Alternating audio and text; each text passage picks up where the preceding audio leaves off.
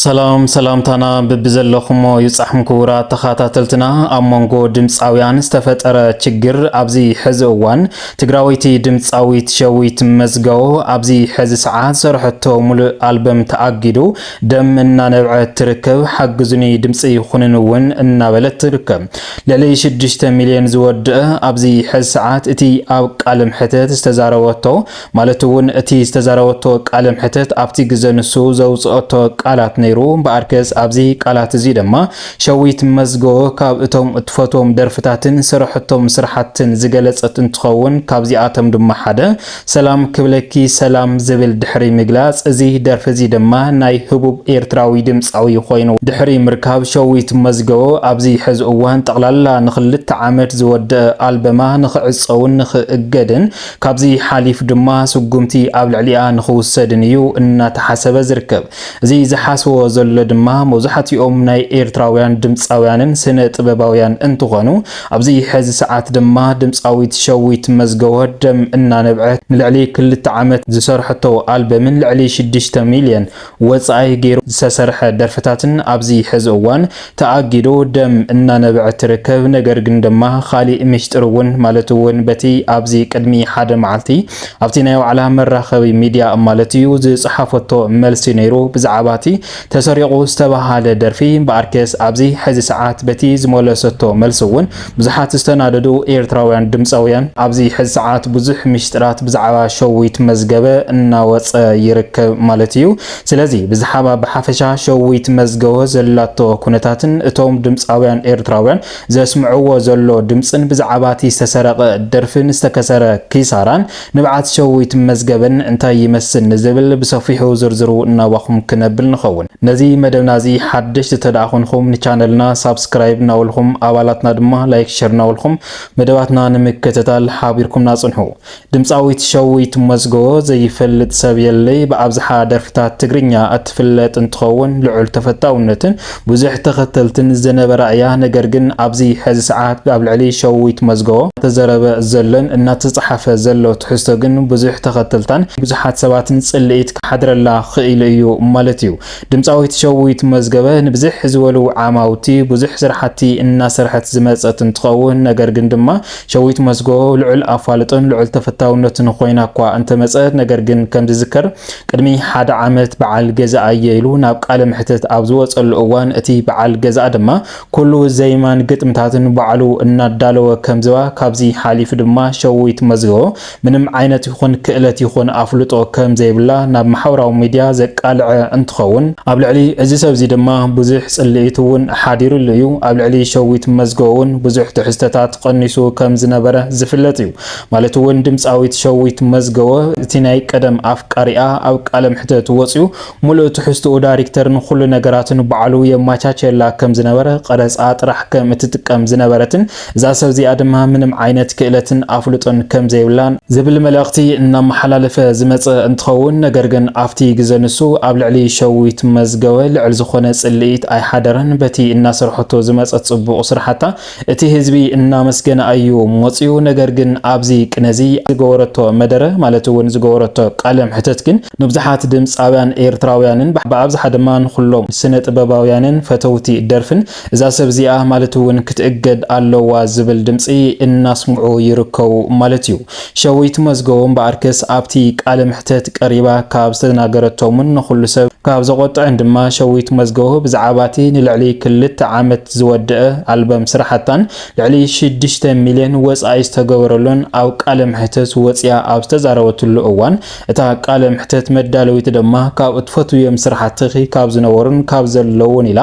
ኣብ ዘልዕለትላ ድማ እዛ ድምጻዊት ሸዊት መዝገው በአርከስ ካብ እቶም ዝፈቶም ደርፍታት ኢላ ዝገለጸቶ ሓደ ናይ ኣልኣሚን ኣምደ ለጢፍ ዝኾነ ህቡብ ድምጻዊ ኤርትራዊ ሰላም ክብለኪ ሰላም እናበለ ዝዝይም እዛ ሰብዚኣ ድማ እታ ደርፍሳ ናተእያ ኣመና ድማ ይፈትዋ እናበለት ኣብቲ ማሕበራዊ ሚድያ ድሕሪ ምዝርጋሕ በአርከስ እዚ ቃለ ምሕተት እዚ ድማ ንኹሉ ኣቆጥዑ ከም ዝነበረ ዝፍለጥ እዩ እዚ ድማ ፍላይ ነቶም ድምጻውያን ኤርትራውያን ማለት እውን ኣብ ልዕሊ ሸዊት መዝገው ዓገብ ክበሃል ኣለዎ ከምኡ ድማ እቲ ኣልበማ ክዕፀው ኣለዎ ወይ ድማ ነቶም ስድራ ኣልኣሚን ዓምዲ ለጢፍ ከረዲት ክወሃቦም ወይ ድማ ዋጋ ክኽፈሎም ኣሎ እናተባሃለ ብሰፊሑ መዛረረብ ዛዕባ ጉዳይ ኮይኑ ከም ዝነበረ ዝፍለጥ እዩ። ድምፃዊት ሸዊት መዝገቦ ቅድሚ ሕዚ ብትግርኛ ዝደረፈቶም ደርፍታት ማለት እውን ፀማእኻኒ ንዓይ መሐሸኒ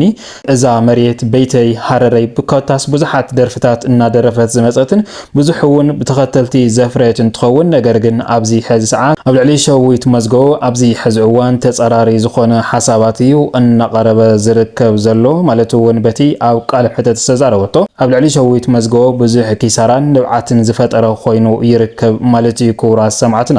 እምበኣርክስ ቅድሚ ሕዚ እውን ሸዊት መዝገቦ ኣብዚ ሕዚ እዋን ናይ ድምፃዊ ኣልኣሚን ዓምደ ለጢፍ ጥራሕ ከይኾነ ማለት እውን ሰላም ክብለኪ ሰላም ዝብል ደርፊ ከም ሰረቀቶ እኳ እንተረጋገፀ ቅድሚ ሕዚ እውን ናይ እኒ ድምፃዊ ታረቀ ተስፋይ ናይ ሽላ ቅድሚ ማለት እውን ቅድሚ 3 ዓመት እውን ከም ሰረቀቶም ነገር ግን በቲ ኣብ ኢትዮ ኤርትራ ዝነበረ ዘይምስማዕ ብዙሕ እዛ ሰብ እዚኣ ትሰርቅላ ድያ ወይስ ናይ ባዕላ ክእለት ዝብል ጎሊሁ ዝረአይ ፀገም ኣይነበረን። ነገር ግን ኣብዚ ሕዚ ሰዓት ግን ብዛዕባ ክእለት ሸዊት መዝገበ በቲ ማሕበረሰብን ህዝብን እናተመዘነ ከም ዝኸይድ ዘሎ እዩ ሓበሬታ እናወፀ ዝርከብ ዘሎ ማለት እዩ። ክቡራት ሰማዕትና ብዙሓት መኸርቲ ድማ ኣብቲ ቃለ ምሕተት ካብ እቶም ዝተቐሰቶም ደርፍታት ማለት እውን ካብ ዘኽሮ ሓደ ዓብይ ደራፊ ዝኾነ ድምፃዊ ኣልኣሚን ዓምደ ለጢፍ ዝኾነት ሰላም ክብለኪ ሰላም ይፈትያ እየ ክትብል እናሃለያ ነገር ግን እዛ ደርፊ እዚኣ ባዕላ ከም ዝሰርሐታ ማለት እውን ናይ ፆታ ምቅያርያ ጌራ ንሱ ማለት እውን ድምፃዊ ኣልኣሚን ዓምደ ለጢፍ ሰላም ክብለኪ ሰላም ይብል ንጓል ኣንስተይቲ ንሳ ድማ ንወዲ ተባዕታይ ሰላም ክብለካ ሰላም እናበለትያ ትደርፍ ትረአይ። እምበኣርክስ ኣብዚ ሕዚ ሰዓት እዚ ኣልበም እዚ ሙሉእ ልሙሉእ ንኽዕፀው ተዘይተዓፅዩ ድማ ሪፖርት ገይሩ ካብ ዩቲዩብ ንኽወርድ እዩ ብዙሕ ሓሳባት እናተዋሃበ ዘሎ ማለት እዩ። ኣብዚ ሕዚ እዋን ድማ ድምፃዊት ሸዊት መዝገቦ በቲ ዘውፅአቶ ልዕሊ 6 ሚልዮን ወፃኢን እቲ ልዕሊ 2 ዓመት ግዜ ዝወሰደላን ኣብዚ ሕዚ እዋን ፍርሒ ውሒጥዋ ደም እናነብዐት እያ ትርከብ። ቅድሚ ሓደ መዓልቲ እውን መልሲ መሊሳ ነይራ። እዚ መልሲ ድማ ነቶም ስድራ ድምፃውያን ኣፍቂደ እየ እናበለት እያ ኣብ ማሕበራዊ ሚድያ ዝዘርግሕቶ ከምኡ እውን ኣብቲ ድምፀይ ኣብቲ ደርፊ ክልቀቕ ከለውን ናይ እቶም ዝዘየሙ ድምፃውያን ኣካቲተየ እየ እኳ እንተበለት ነገር ግን ኣብዚ ሕዚ ሰዓት ናይ ድምፃውያን ኣልኣሚን ዓምደ ለጢፍ ቤተሰብ ዝኾነ ንዕኦም ከም ዘይፍቀደትን ዝኾነ ይኹን ዓይነት ሓበሬታ ከም ዘይተዋሃውን ድማ ሎሚ ሓበሬታ ኣውፅኡ ኣሎ። ካብዚ ብዝተበገሰ እዩ እምበኣርክስ ብዙሓት ስነ ጥበባውያን ኤርትራውያን ኣብ ልዕሊ እዛ ሰብ እዚኣ ወይ ድማ ሸዊት መዝገቦ ሕማቕን ሓሰውን እቲ ንልዕሊ 2 ዓመትን 6 ሚልዮንን ወፃኢ ጌራ ዘስርሐቶ ኣልበም እውን ንኽዕፀውን ተዘይተዓፅዩ ድማ ካብ ዩቲዩብ ንኽወርድ እዮም ሓበሬታ ኣብዚ ሕዚ እዋን እናወፀ ዝርከብ ዘሎ። ነዚ ሰምዐት ሸዊት መዝገቦ እውን ይቅርታ ክትሓቲት ይግባኣ ዝብሉ ብዙሓት ርእይቶታት እውን ኣሎ። ነገር ግን እቶም ናይ ኤርትራ ድምፃውያን ዝኾኑ ዋላ ደኣ ይቅርታ ትሕተት ደኣ እምበር ነቶም ስድራ ከረዲት ተዘይተዋሃውን እቲ ደርፊ ከም ዘይንፈቅደላ ክንዕፅዋ ከም ንኽእልን እናበሉ እዮም ድምፆም እናስምዑ ዝርከቡ። ብሓፈሻ ኣብዚ ሕዚ ሰዓት ኣብ ልዕሊ ድምፃዊት ሸዊት መዝገቦ በፂሑ ዘሎ ኪሳራን ደም እናነብዐት ትርከብ ማለት እዩ። ክቡራት ሰማዕትና እምበኣርክስ ሎሚ ዝወናዮም ዝርዝር ሓበሬታና እዚኦም ይመስሉ ነይሮም። እስካብ መወዳእታ ሓቢርኩምና ፀንሕኩም ካብ ልቢ እናመስገና ኣብ ዝቕፅል መደባትና እስካብ ንራኸብ ሰላም ሰናይ ፃንሕቲ ይጎረልኩም። ሰላምታይ ንኣኹም።